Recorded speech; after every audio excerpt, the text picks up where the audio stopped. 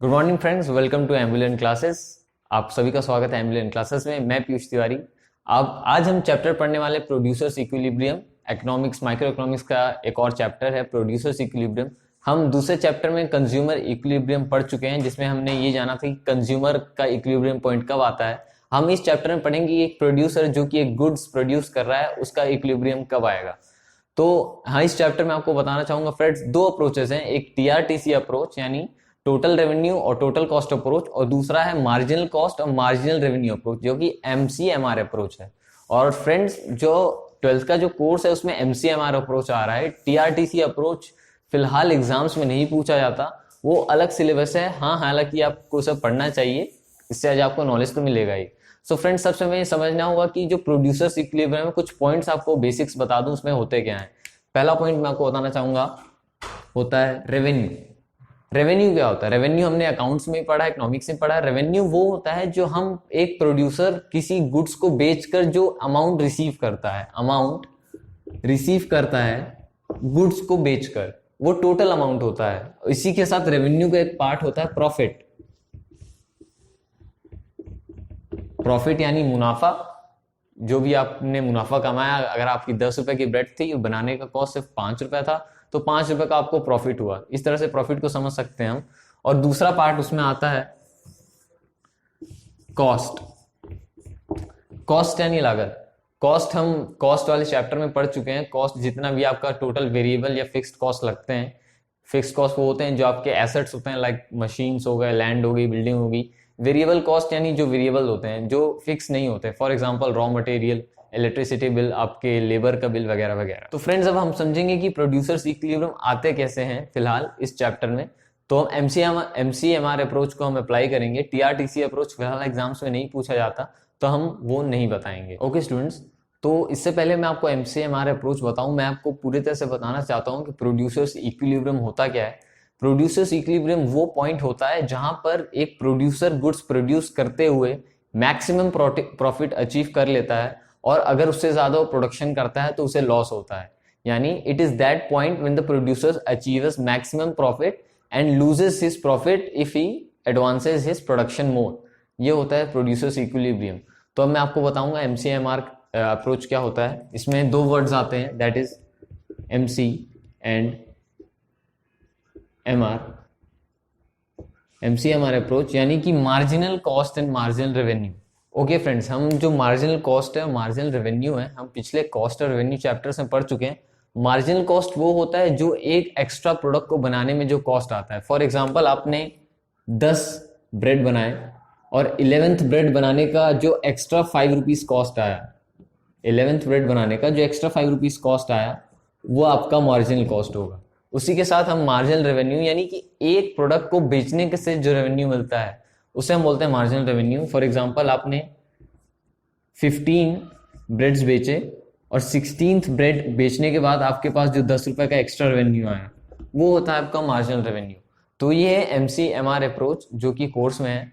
तो अब इसको मैं आपको प्रूफ करके दिखाऊंगा कि एमसीएमआर अप्रोच प्रूफ कैसे होता है और उसके दो कंडीशन है, उसे कैसे फुलफिल करते हैं। ओके फ्रेंड्स, तो एमसीएमआर अप्रोच ये कहता है कि इसमें दो बेसिक कंडीशन है जो फुलफिल होनी चाहिए, और वो पहली दो कंडीशन आपको बता दूं। वो है पहली, that MC, that is marginal cost, must be equal to marginal revenue, and second, MC must be greater than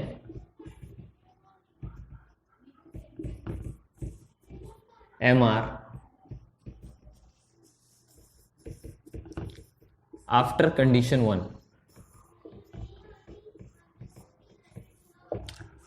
तो स्टूडेंट्स, ये जो दो बेसिक कंडीशंस हैं एमसीएमआर अप्रोच का, पहला कंडीशन ये है कि जो मार्जिनल कॉस्ट है वो मार्जिनल रेवेन्यू के इक्वल होना चाहिए, और दूसरा कंडीशन ये है कि जब पहली कंडीशन फुलफिल हो जाए उसके बाद MC must be greater than MR, यानी उस समय जो प्रोड्यूसर उसको प्रॉफिट नहीं होना चाहिए, उसको लॉस होना चाहिए। अगर MR is greater than MC होगा तो वो प्रोड्यूसर इक्विलिब्रियम नहीं आएगा। ये दोनों कंडीशंस फुलफिल होने चाहिए, तभी प्रोड्यूसर इक्विलिब्रियम अचीव हो सकता है। हाँ, ऐसे सिचुएशन आ सकते हैं कि कई जगह एमसी इक्वल टू एमआर हो जाता है, लेकिन सेकेंड कंडीशन फुलफिल नहीं होती, तो उस तरीके में प्रोड्यूसर्स इक्विलिब्रियम अचीव नहीं होता। ये दोनों कंडीशन फुलफिल होना कंपलसरी है। तो मैं आपको ग्राफ के थ्रू दिखाता हूं कि ये कैसे हो सकता है। ओके फ्रेंड्स, अब हम एक क्वेश्चन लेंगे फॉर एग्जांपल प्रोड्यूसर्स इक्विलिब्रियम का, जिससे हम ये साबित करेंगे कि प्रोड्यूसर इक्विलिब्रियम किस पॉइंट पे आता है। तो मैं क्वेश्चन लिख देता हूं बोर्ड पर। ये है output, this is price. Price constant होगी, क्योंकि प्राइस कांस्टेंट दो तरीके होते हैं, एक नॉन कांस्टेंट प्राइस यानी जिसमें प्राइस कांस्टेंट नहीं होती, फॉर एग्जांपल 12, 14, 13 ऐसे प्राइस होती है, और दूसरी कंडीशन में कि प्राइस कांस्टेंट होती है। फॉर एग्जांपल अगर 12 रुपीज का कोई प्रोडक्ट है तो 12 रुपीज ही रहेगी सारी कंडीशंस में। तो हम इसमें कांस्टेंट प्राइस का एग्जांपल देख रहे हैं। This is TR, total revenue, this is TC, this is marginal revenue, and this is marginal cost, and this is profit section, which is TR minus TC.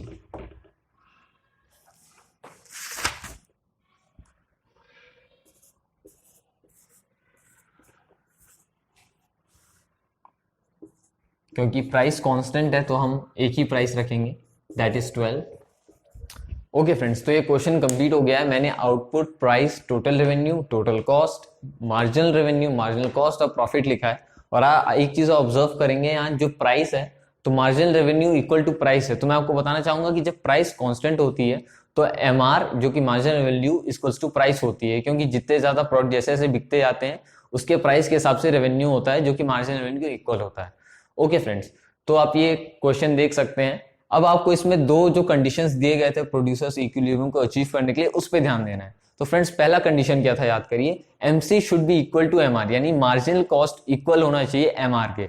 तो हम क्वेश्चन देखते हैं कि marginal cost MR के कब equal है। तो इसमें दो जगह इक्वल आता है। जब पहला है आउटपुट 2 में, जहां पर 12 इक्वल्स टू 12 है, एमआर इक्वल्स टू एमसी है।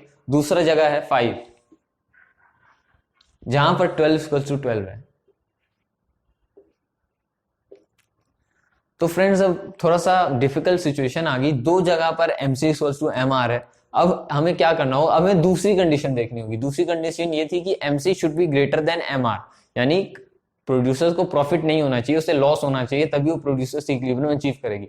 तो हम पहला कंडीशन देखते हैं, जब वो दो आउटपुट प्रोड्यूस कर रहा था तो उसके अगले में क्या एमसी इक्वल्स टू एमआर है? जी हाँ, एमसी छोटा है एमआर से, यानी कि उसमें उसको प्रॉफिट हो रहा है। MC is not greater than MR, जबकि हमारी दूसरी कंडीशन ये थी कि MC should be greater than MR, तभी प्रोड्यूसर्स इक्विलिब्रियम अचीव होगा। तो ये कंडीशन जो सेकंड है वो नहीं होगी। तो हमारे पास एक ही ऑप्शन बचता है जो कि है 5, और इसको प्रूफ भी कर लेते हैं। देख सकते हैं MC equals to 14 and MR equals to 12। तो जो सेकंड कंडीशन थी कि MC must be greater than MR after condition 1, ये यहां पर प्रूव होती है। तो जो फिफ्थ आउटपुट वाला पार्ट है, यानी ये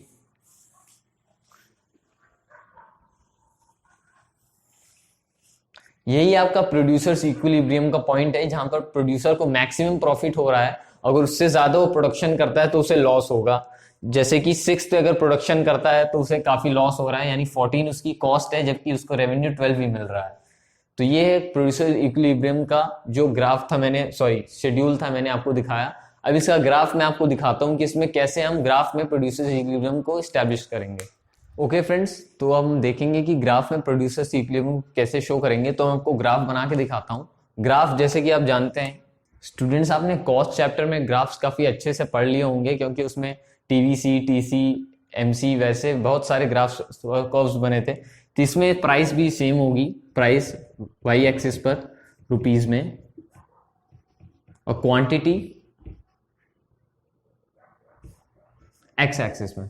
ओके फ्रेंड्स, तो अब हमें ये दिखाना है कि एमसीएमआर अप्रोच कब होता है प्रोड्यूसर इक्विलिब्रियम। तो मैं आपको बताना चाहूंगा कि जब प्राइस कांस्टेंट हो तो एमआर भी आपके प्राइस के इक्वल होता है। फॉर एग्जांपल, अगर प्राइस यहां पर था यानी कि 12 रुपीज, तो एमआर ये है, स्ट्रेट लाइन।